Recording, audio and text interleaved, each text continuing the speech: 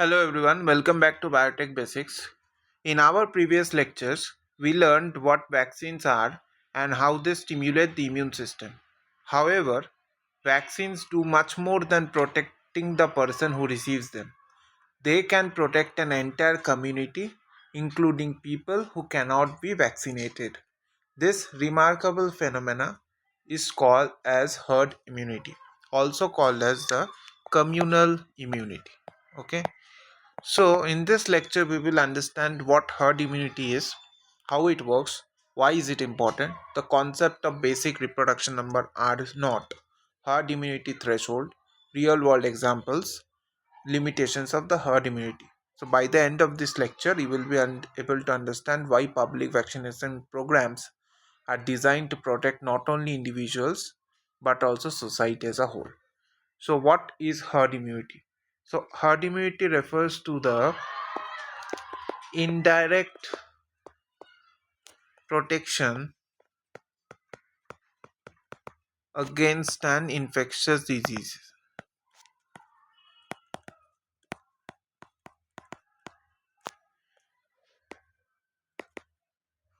okay, that occurs. So what kind of a disease? So that type of infectious disease that occurs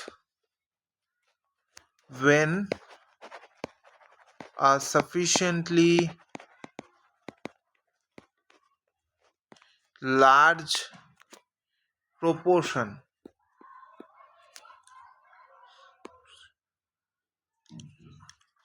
sufficiently large proportion of population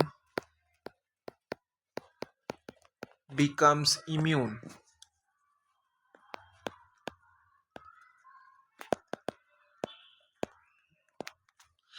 thereby reducing the likelihood of disease transmission. So, reducing the likelihood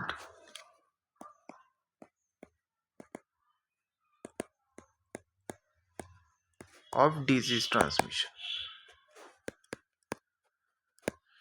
So, herd immunity is generally practiced for those kinds of infectious diseases like the COVID, as you might remember in 2020. So, herd immunity was recommended. So, particularly in case of those infectious diseases in which the large proportion of the population becomes infected, and it is recommended or it is somehow practiced that that large portion of the population becomes somehow immune to that particular antigen, thereby reducing the likelihood of disease transmission so that the disease transmission becomes less. So now we know that immunity in a population can arise through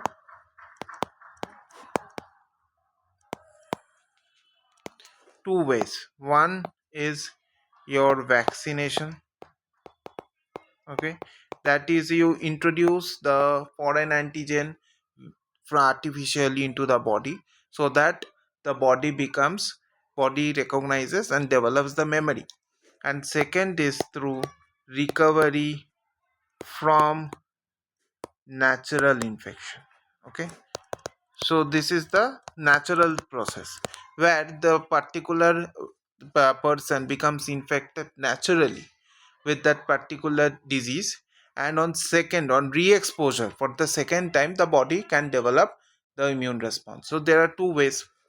Now, vaccination is generally the safer method because it provides protection, okay. So vaccination provides protection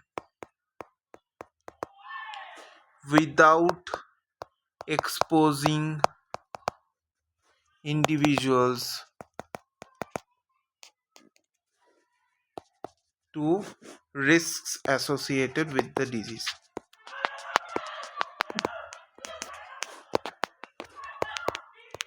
So remember, in our previous lectures we talked about how vaccines are done. So one of the procedure is to introduce live attenuated vaccines. Okay, so in which you attenuate the pathogen, reduce or almost becomes the risk causing capability of the pathogen becomes zero, and you infuse those particular type of pathogens into the body so that the body develops immune response. So in this case the risk associated with that particular pathogen becomes very less.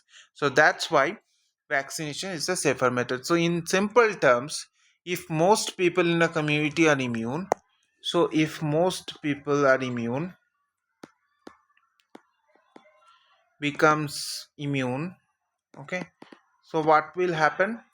An infected individual is unlikely to encounter susceptible host, causing the chain of transmission to break. So chain of transmission breaks. So this is the fundamental principle behind herd immunity. So if most people in the community becomes immune, an infected individual is very much unlikely to encounter susceptible hosts, and because of the absence of susceptible hosts, the chain of transmission breaks. Okay, so if we look at it in a larger perspective with the help of an example, okay, so I'll show you one example here. So the concept, so suppose in a village you have around 100 people. All right, now if only 10 people are vaccinated,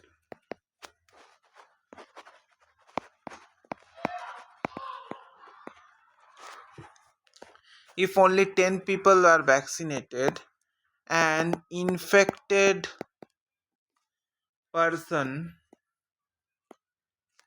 can still easily spread the disease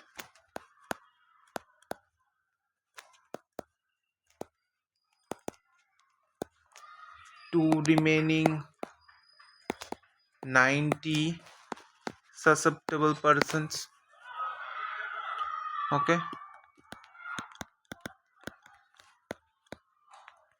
so this could be done. Whereas I'll talk about the reverse case. So suppose if 90 people, okay, are vaccinated, if 90 people are vaccinated, what will happen? The virus has very few opportunities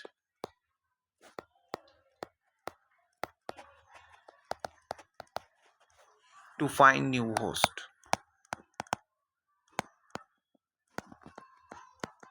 Okay, so even one unvaccinated person becomes infected, the outbreak is likely to stop quickly. Okay, so what happens?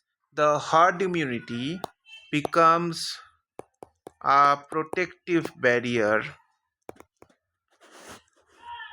so acts like a protective barrier surrounding vulnerable individuals.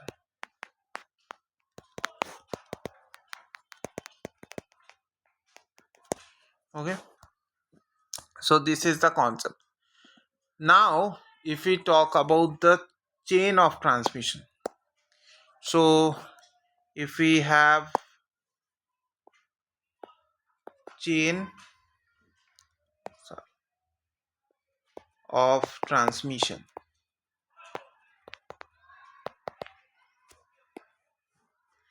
so for any infectious disease to spread, the following sequence must occur.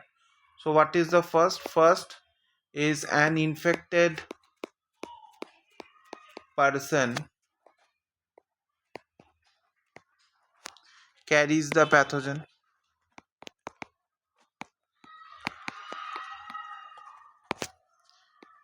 Second is the pathogen is transmitted to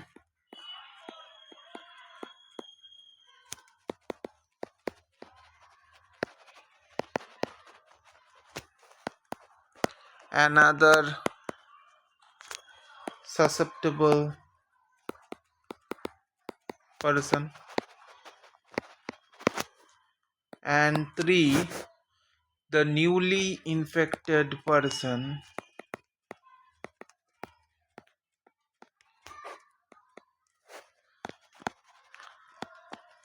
becomes another source of transmission.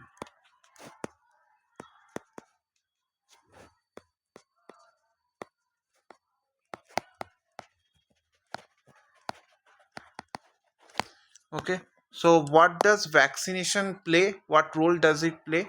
So vaccination interrupts this chain,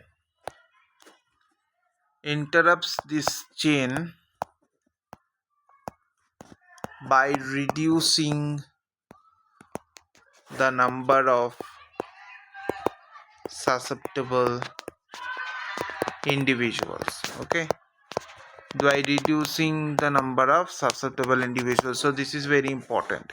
It interrupts this chain by reducing the number of susceptible individuals.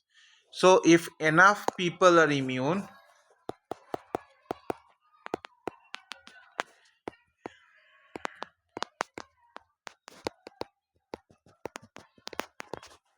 the pathogen cannot sustain transmission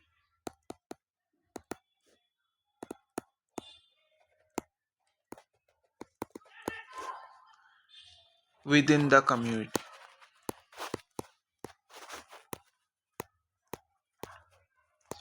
And this is how the chain of transmission finally breaks. Okay, so that's all for this video. Stay tuned for more upcoming videos on the basics of herd immunity. Thank you.